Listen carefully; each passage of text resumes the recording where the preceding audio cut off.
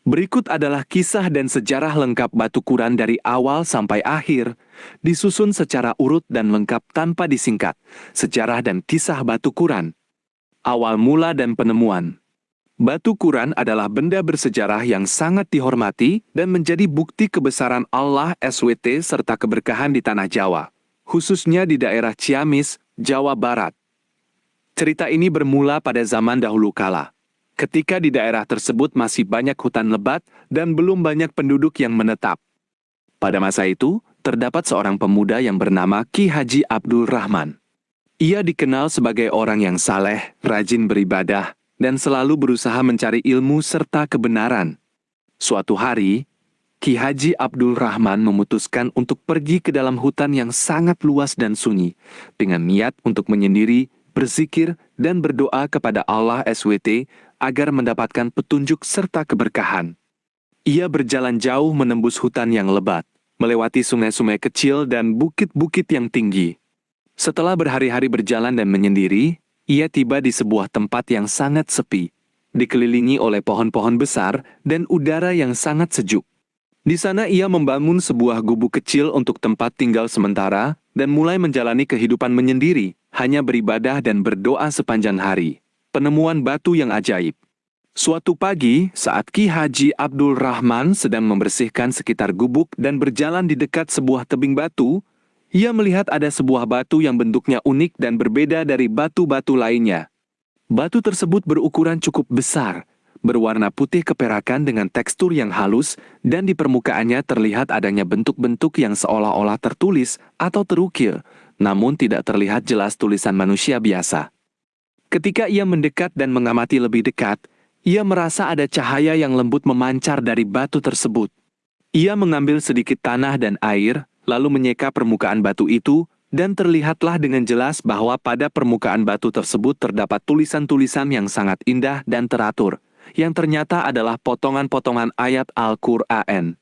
Tulisan itu terukir secara alami di atas batu tersebut, tanpa ada sentuhan tangan manusia sama sekali. Ki Haji Abdul Rahman sangat terkejut, dan merasa sangat takjub serta taksim melihat kejadian itu.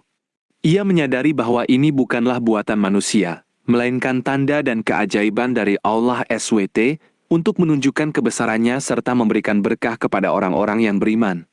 Ia segera berhenti beraktivitas dan melakukan syukur-syukur yang banyak kepada Allah SWT atas karunia dan keajaiban yang diberikan itu, menyebarkan berkah dan menjadi pusat perhatian.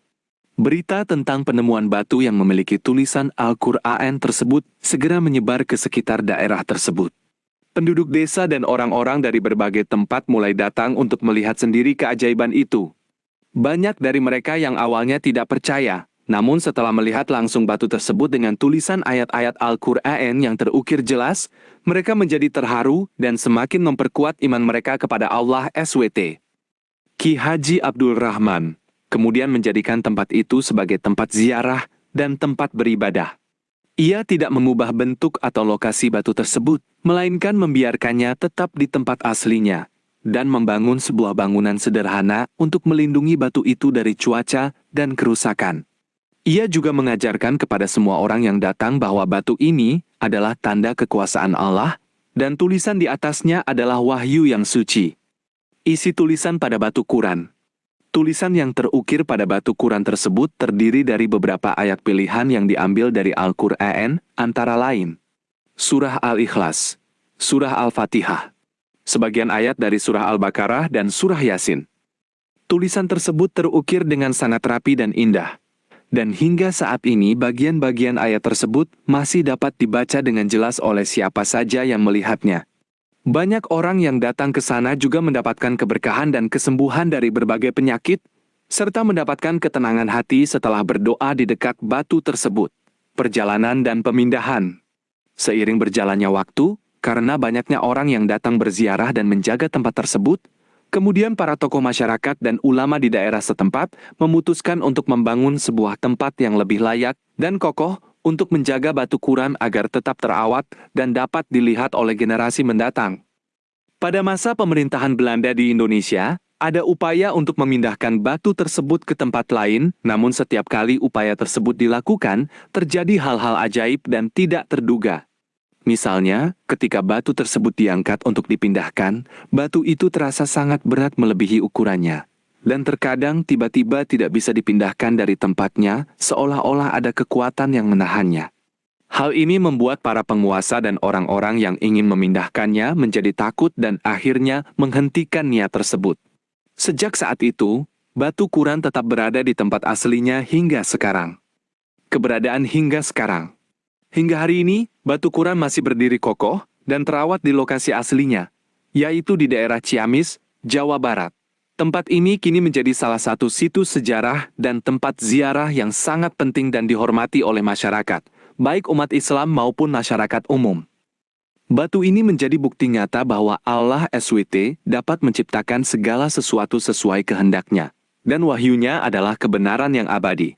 Setiap tahunnya, banyak orang yang datang dari berbagai daerah untuk berziarah, membaca ayat-ayat di atas batu, berdoa, dan memohon keberkahan.